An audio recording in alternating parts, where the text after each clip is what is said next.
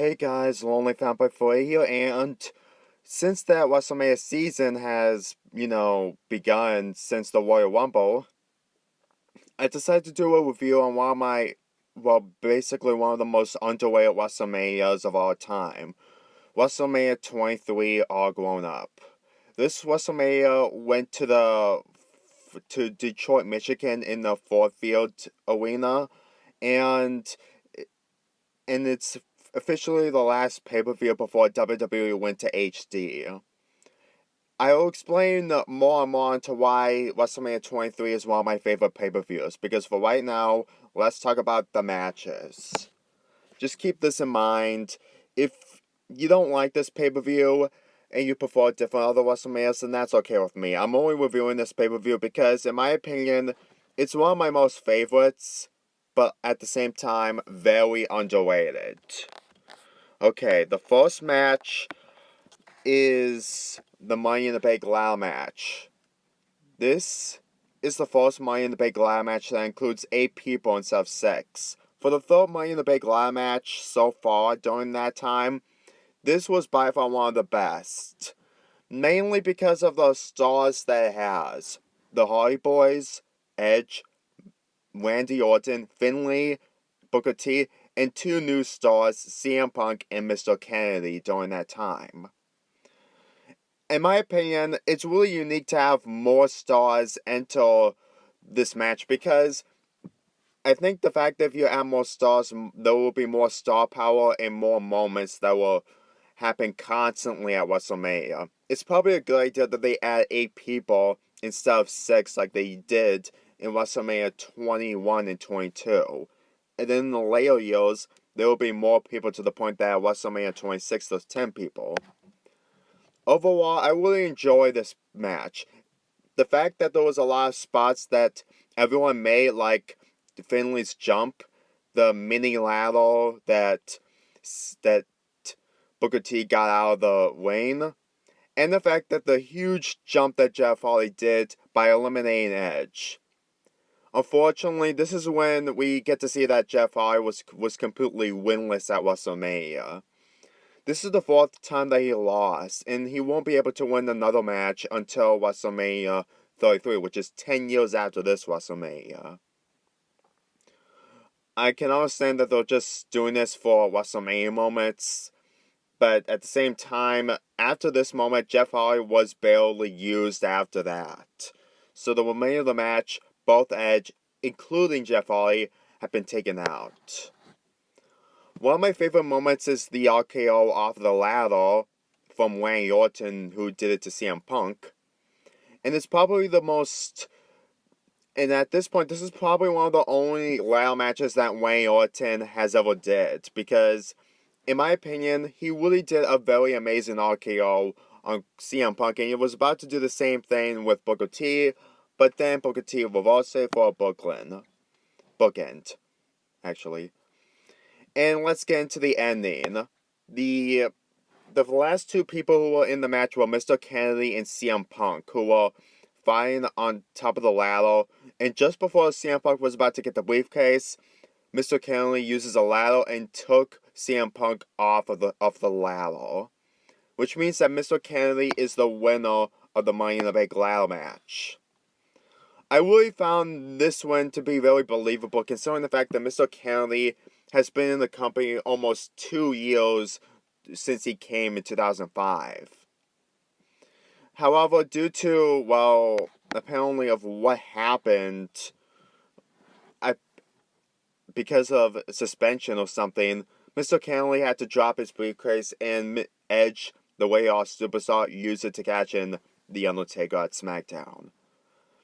I really found that completely disappointing, but at this point, people really need to stop getting in themselves in these situations. I mean, last year during that time, RVD was speeding and drunk, and he managed to use both of his championships, the WWE and ECW champion, in 1 week. At this, Mr. Kennedy almost had the chance of becoming the World Heavyweight Champion, but due to what happened, I guess that Edge did the same thing like he did in 2006.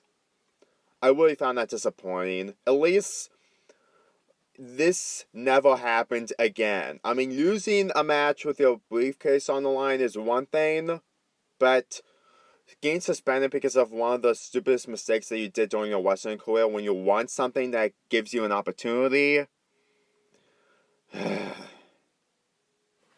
believe me, it just kind of makes this match really, really sad since that Mr. Kennedy was suspended. But overall, I really enjoy this match. It's one of the best Money in the Bank ladder matches at WrestleMania, and this is also the only match that Shelton Benjamin hasn't competed in. He competed in almost all the Money in the Bank ladder matches at WrestleMania, but not this one. I would be complaining about that, but at the same time, not everyone can make it to WrestleMania. And since that Shelton Benjamin was part of the Lumberjack match in the pre-show, I guess he made it to WrestleMania, even if it's in the pre-show and stuff. I give this match an 8.5 out of 10. The next match is a SmackDown vs. Raw match, which is The Great Khali vs. Kane, and this match was one of the worst parts of the show, mainly because they tried to, recreate the Andre the Giant versus Hulk Hogan match.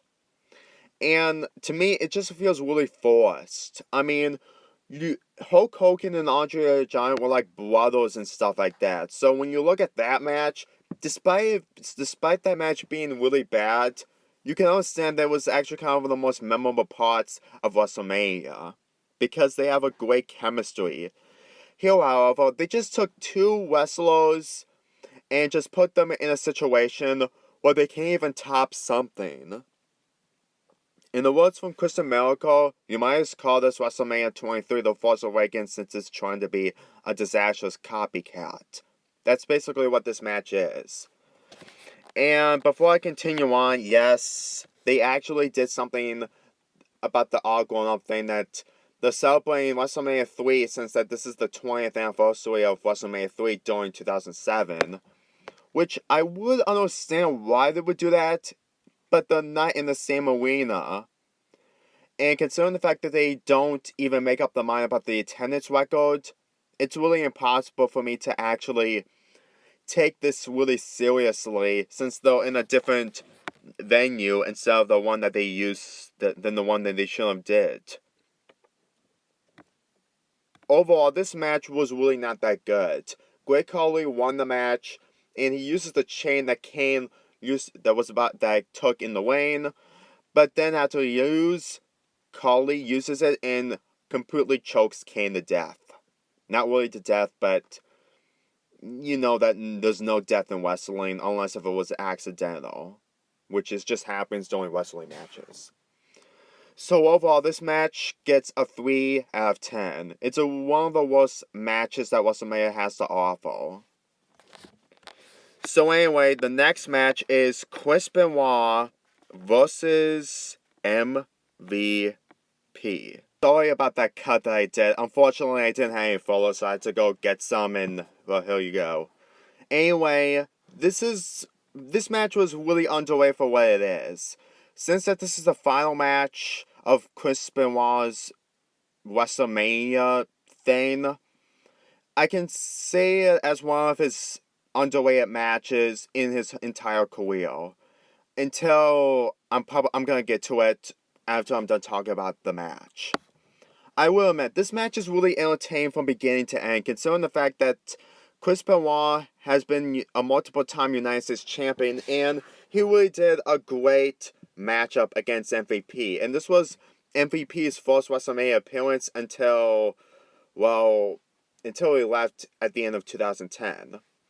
But during that time, MVP was a pretty good heel during that time, and I really liked the fact that he tried to hurt Chris Benoit's arm, since that's the main problem with Chris Benoit.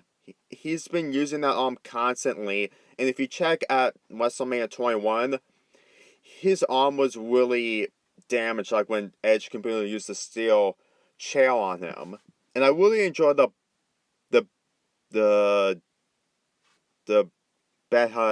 butt the flying butt move on the top rope that Chris Benoit did, and how it ended the match. In my opinion, this match is probably one of the best United States Championship matches, considering the fact that unlike last year where JBL won by cheating, Chris Benoit defeated someone fair and square.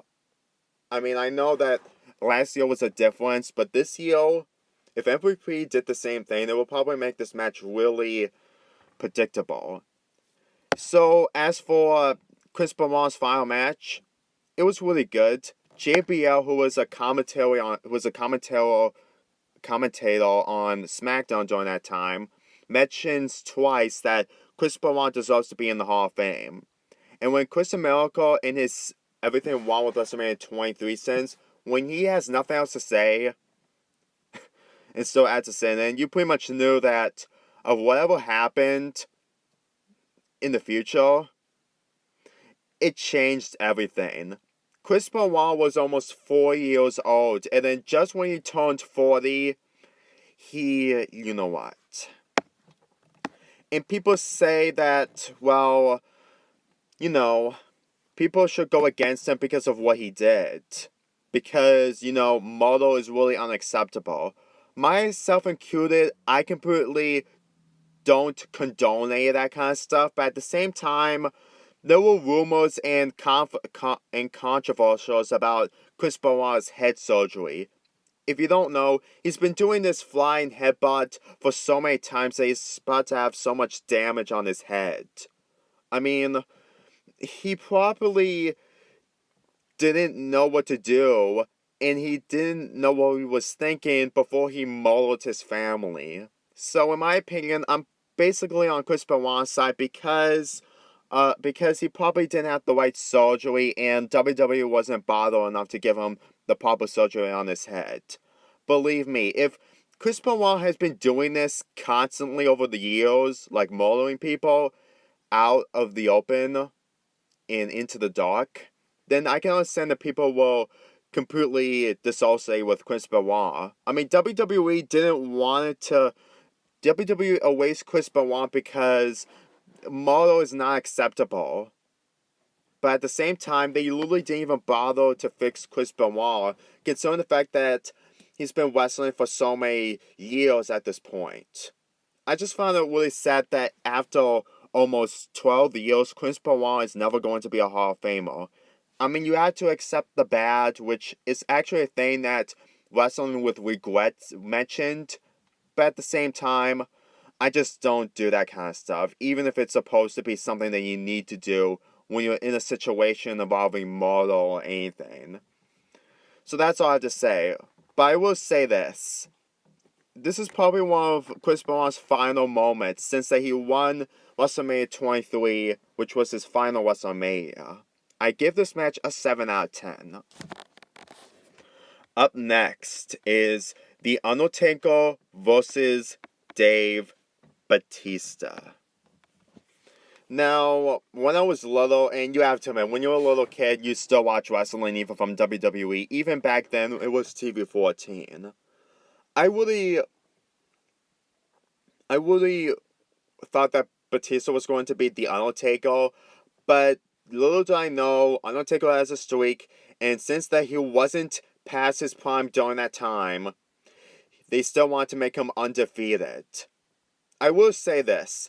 Unlike Batista's undefeated World Heavyweight Championship streak back in 2005, this match made Batista a really huge star. Mainly because of the greatest spots that these two did, like the power slam that Batista did on The Undertaker on the announce tables, and considering the fact that they did everything like a Batista bomb constantly or a tombstone. That, in my opinion, really makes great counting and how to make Batista's reign as champion really memorable. I mean, his reign in 2005 was really good, but after he faced Eddie Guerrero, he didn't defend it mainly because his matches against the Raw superstars. And when he won it back, he was much more different, and he really improved his wrestling career after his injury. So, in my opinion, watching this match with Batista facing The Undertaker is really unique, considering the fact that we get to see a current star, which is Batista, during 2007, facing a really great legend like The Undertaker. I really think that matches like this really improves Batista's career. And in my opinion, I think that anything after this, after he lost the championship, after Armageddon of 2007, I don't think he didn't do anything really good. Mainly because his feud with John Cena and his heel turn that he lost so many matches. And when he returned, he got a negative reaction, so he left again. And then he only returned at the 1000th episode of SmackDown. At times, Batista is one of my favorite wrestlers, but considering the fact that he hasn't been gaining much attention and probably good luck in WWE in the 2010s, which is this decade, I think at this point, he's probably going to wrestle as being a part-timer, and it's been 4 long years since he returned to the WWE to wrestle. So watching matches like this, I'm pretty much glad that Batista had a great match with The Undertaker. And as for Undertaker's streak, it reaches 15-0. While this match gets an 8.5 out of 10. A really great match of Undertaker's WrestleMania matches. Okay, the next match is an ECW match. The ECW Originals versus the New Breed. This match was really not that good. Mainly because of the execution of the ECW brand of Vince McMahon's eyes. Now, I did mention that in my WWE draft rant that having ECW as a third brand was a pretty bad idea. But I will say that it does have some good moments. Mainly CM Punk winning the championship, even if it was later in 2007, which at this point all the ECW wrestlers except Tommy Dreamer left. But at the same time, this is probably one of the best matches that this brand has to offer. Unlike the ECW Championship match from next year, well, you know, it's an 8-minute squash match.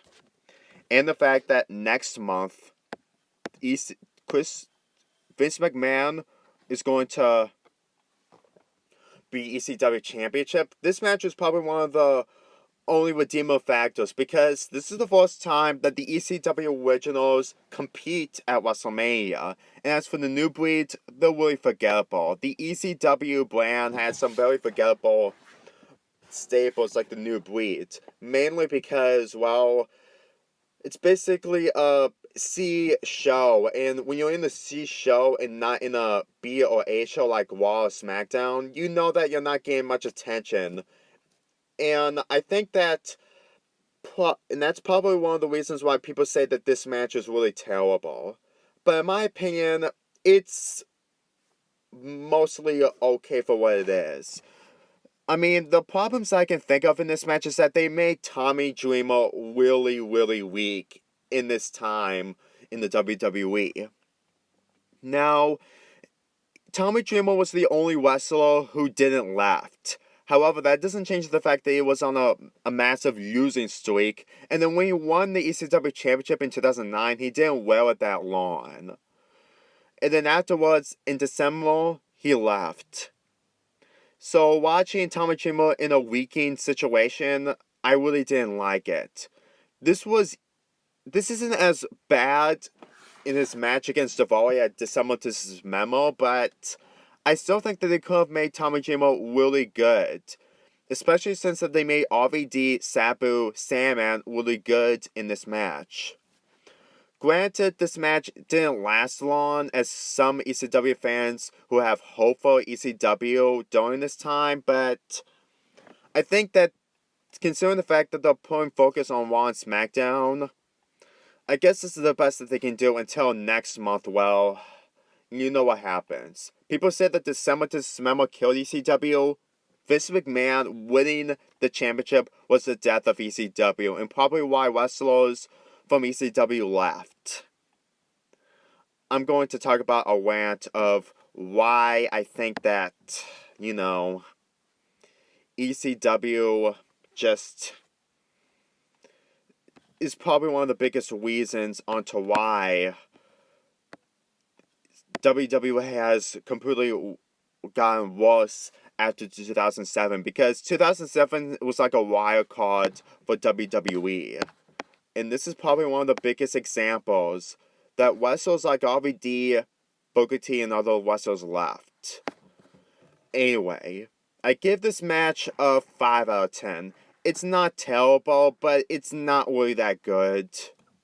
Anyway, let's get into the next match, which is the Battle of the Billionaires. It's Donald Trump versus Vince McMahon, and the wrestlers is Bobby Lashley versus Umaga. This is the second pay-per-view that Bobby Lashley has competed in WrestleMania, but he really did a good job on trying to hold on since that Umaga was dominating the entire match. But this is one of the biggest reasons onto why WrestleMania 23 was the biggest WrestleMania that pay-per-view sales has gotten until WrestleMania 26, when that completely broke the record due to the once-in-a-lifetime match. Now, I think that having two billionaires face each other with their wrestlers is a good idea, considering that they never did something like that. I mean, Vince McMahon and Donald Trump had some deals of having WrestleMania be in the Trump Plaza at WrestleMania 4 and 5. And even though those WrestleManias were pretty bad, you can argue that they're doing other activities to make WrestleMania really good. This, however, completely bypassed it. WrestleMania 23 was probably one of the biggest and most memorable ideas to have celebrities be part of a WrestleMania. Because unlike WrestleMania, where they have just hosts be in the background, this has Donald Trump by a reign, and he's rooting for Bobby Lashley to beat Umaga. And not only that, this was for the hails to be on the line. I guess they probably did that in order to have some kind of controversial and comedic thing, to have some kind of business people to go through some kind of embarrassment in order to make WrestleMania really big. Because after WrestleMania 23, they would most likely never do something like this ever again. And considering the fact that Donald Trump has become president of the United States, I highly doubt that we're ever going to see him at WrestleMania again. I mean, he's already a Hall of Famer, which Christian Miracle saying itself that it's a sin on its own. I guess there's no point to have another Battle of the Billionaires. Okay, let's get into my opinions on the match. Since that Umaga dominated the majority of this match, I still really found that difficult to believe. I mean, you can understand that they're trying to make Umaga very intimidating, but before that, he lost 2 matches against John Cena.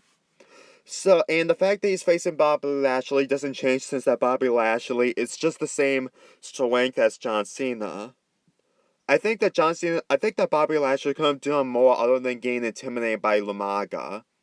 This is probably one of my biggest problems, because last year, he was in the Money in the Bank ladder match and he did really good. But watching this, it's just kind of sad. I don't know. Maybe it's the fact that I didn't like that they tried to make Lashley the weaker part of this match, even though that he's really strong, and they make Umaga really intimidated.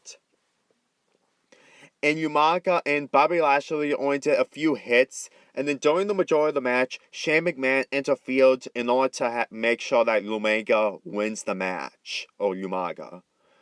But that didn't turn out well, because, of course, you can tell that Donald Trump has enough and decides to attack Vince McMahon, which is actually kind of cool. And then afterwards, Stone Cold Steve Austin did a stunner on Umaga for his troubles, and Bobby Lashley speared Umaga, which results of Vince McMahon getting his head shaved. This is probably the best thing that anyone who ever hated Vince McMahon over the years of wrestling. I mean, during this time, this is almost 10 years until the Montreal Screwjob. So, it's been like almost a decade of seeing someone like Vince McMahon get some humiliation for once. So just watching Donald Trump and Bobby Lashley and maybe Stone Cold Steve Austin shaving Vince McMahon's hand was just a great pleasure to see that at WrestleMania. I mean, the fact that Vince McMahon had made the McMahons being on top of the world in the Invasion angle and WrestleMania 2000 main event, even though I like that pay-per-view, but that's going to be for a different time, maybe next year. This is probably one of the best ideas that Vince McMahon has done in order to put himself in a situation where, you know, people just want to see the boss get tormented if they're really abusive. Anyway, I should probably talk about Donald Trump. Before you ask, no, I have nothing against him. I really don't. Sure, he's the President of the United States, but I'm never on the board on the Donald Trump hate. Because, to be quite honest, I'm just not that type of stuff to eat. I'm just not into those type of stuff to hate. I just don't hate type of people who would easily, make some decisions. But if you guys hate Donald Trump, then that's fine. And besides, the stunner that Stone Cold Steve Austin did to Donald Trump was probably one of the best moments from the show, considering the fact that people want to see Donald Trump get some kind of punishment, and it's probably a good way to have Stone Cold Steve Austin say it's because Stone Cold said so and stuff. This match gets a 6.5 out of 10. It could have been much better if Umaga didn't dominate the entire match. I mean, at this point, Umaga's undefeated streak is history since New Year's Revolution. Okay, let's get into probably the worst match of this card. And that is Melina versus Ashley versus the Women's Championship.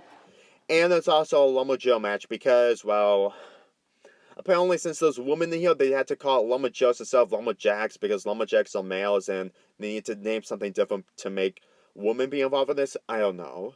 This match was really, really, really poor.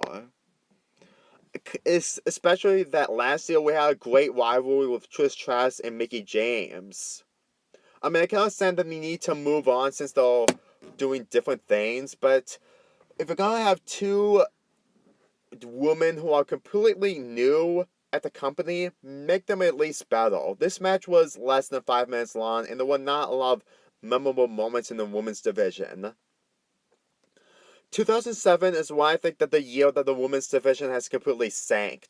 I mean, if you don't believe me, next year after this WrestleMania, they had another Lumberjills match, but they changed it to a Lumberjack, and they had the same problems that it wasn't long enough and they didn't focus on the wrestling that much. Believe me. If you look at WrestleMania 22's women's match with Mickie James and Trish Stratus, there was a lot of effort, especially the rivalry, which is probably one of the best women rivalries of all time, in my opinion. But the fact that this was mainly so that women could be part of WrestleMania, it just really shows that they really didn't know what to do with the women's division during this time. This is when the women's division has completely dropped. They didn't put a lot of effort into the match, and Melina winning the match, I didn't bother whatsoever. I don't know, maybe it's the fact that even though that Melina was a really good wrestler and he was with Johnny Nitro during that time, but I think she was the women's championship because, well, they wanted to have someone else for a change other than Mickie James, so they have Melina, since Trish Stratus and other wrestlers who are about to leave in 2007 couldn't be able to become women's champion. And the fact that Ashley is one of Trish Stratus' friends, I actually expect her to actually win the women's championship, but apparently that didn't happen. This match really shows that years later, the women's division has completely sunk until 2015 when WWE decided to make the women's division really good again. At this point, they should at least keep all the divisions really great for the majority of their company. That's the whole point. Anyway, this match gets it's a 2.5 out of 10. It's really boring, and I really didn't enjoy it. Now it's up to the final match of WrestleMania, which is the main event. John Cena versus Shawn Michaels for the WWE Championship. During this time, John Cena is in his third championship reign, while Shawn Michaels hasn't won the championship since 2002. This is probably one of my favorite matches or main events in WrestleMania history because of how they try to make all the effort work for this main event. I mean, Shawn Michaels and John Cena did wrestle before in a triple threat match in Taboo Tuesday, but this is really different since they're facing each other one-on-one in the main event. Most of the spots that they did were really memorable, and I really enjoyed the fact that there was so many counters of the FU and so many Sweet Chin musics constantly. The counters of this match are just really good, and it's really difficult and really hard to believe that years later, they're never going to top of what they did. I mean, John Cena at this point was probably the best out of his career. Say what you want about John Cena, but this was his third WWE Championship reign. His first championship reign was pretty decent.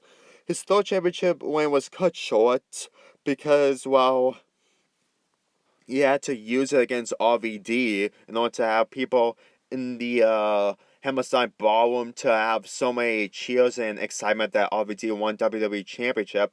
And then when John Cena won the championship back in Unforgiven, it's been a full year since he held that championship. I think that pushing him in to stardom really works. Since that this is the first pay-per-view since 2003 that WrestleMania has returned to a big arena. I really found the moments of John Cena winning and completely defending his championship really worked in order to improve his career. But then again, I think that people were pretty upset that Shawn Michaels wasn't able to win. Because after he lost the World Championship at Armageddon 2002, he never won a major champion, which is actually kind of disappointing. But then again, he did a lot. So much that he really wants to improve his career even without being World Champion. So I really enjoy this match. I mean, granted, it's not one of the best main events, but that's totally up to you. It's your decision on what you think about John Cena facing Shawn Michaels. If you love John Cena, then you might enjoy this match. If you hate John Cena, then you might as well root for Shawn Michaels to win, even if you saw this match already. I give this match an 8.5 out of 10. And that's it for my WrestleMania 23 review. So overall, like I said, it's one of the most underrated WrestleManias of all time. And it's also the first WrestleMania that returned to a huge arena since the last time that they did this was WrestleMania 3. And then as of this WrestleMania, they've been keeping to go into bigger arenas for 12 long years. And they should probably keep it that way. I really think that at this point, there's really no point for WrestleMania to be in a small arena anymore since they're gaining a lot of money, even though they're using it to Brock Lesnar, who's a part-timer. But at the same time, this WrestleMania really improved over last year's WrestleMania, considering the fact that they did so many great things with the Batista versus The Undertaker match, the Money in the Big Ladder match, the United States Championship match, the Battle of the Billionaires, and the WWE Championship match. Most of the matches that are considered cons for me is Kane versus the Great Khali, Chris Benoit versus MVP, but that's okay. The ECW champion. No wait, I always said the United States Championship match. Never mind. The ECW match, which was okay but not good, and the women's match was probably the worst match of this entire card. So I really think that this entire pay-per-view was really good. I really kind of missed the fact that they're probably never going to do this all grown-up gimmick and tagline ever again, because I really like the all grown-up idea, because it's been, at this point, WrestleMania has been 2 decades old. And I kind of miss the style of what WrestleMania had did, well, it had a TV-14 rating with some serious violence in it. I just really miss WrestleManias like this, and it's sad that after WrestleMania 24, it's all gone. And when you really think about it, 2007 was for me mostly a wild card for WWE. I mean, in the beginning of this year, they had so many stars and they really did a lot of great moments, but you know, since that there were some kind of situations that happened, like Bobby Lashley getting injured and was gone, which includes RVD and Booker T, and Chris Benoit's death, and the ECW originals released. 2007 was the final full calendar year of WWE's 14 reign in the Ruthless Aggression era, but my god, there was a lot going on in 2007 that it really made me really sad and depressed that we're probably never going to see a lot of great stars like Booker T and others be in WWE that much whatsoever anymore. I mean, I really think that wrestlers who left, like Booker T and Bobby Lashley, who have only been here for a while, and even though that they did win a championship, they really didn't do much afterwards, so they decided to leave. While Booker T goes to TNA, and Bobby Lashley went to TNA twice, went to MMA, and went back for after 10 long years. I mean, in my opinion, they wanted to push Bobby Lashley, but considering the fact that he was injured, that didn't last long. So, and when you really think about it, even though that this show had wrestlers that have been missing, like Triple H and Rey Mysterio that have been injured, I really think that this WrestleMania was probably the final WrestleMania that actually feels a WrestleMania for some wrestling fans. I mean, WrestleMania 24 was a great pay-per-view, and people say that it's way better than 23.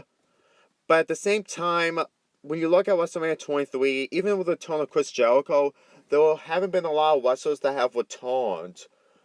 I just think that at the end of the 2007 year of WWE, there were so many changes that you won't be able to have the same feel like you used to after watching WrestleMania 23. I know WrestleMania is supposed to be different, like WrestleMania 24 is supposed to be under the sun.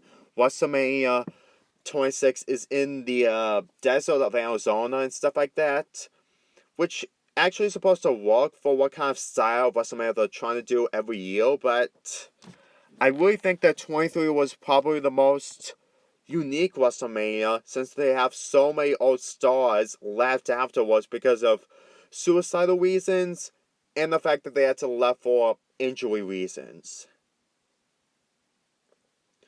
I just think that, even if I wasn't old enough to watch wrestling during that time, I did play wrestling games even if I was underage.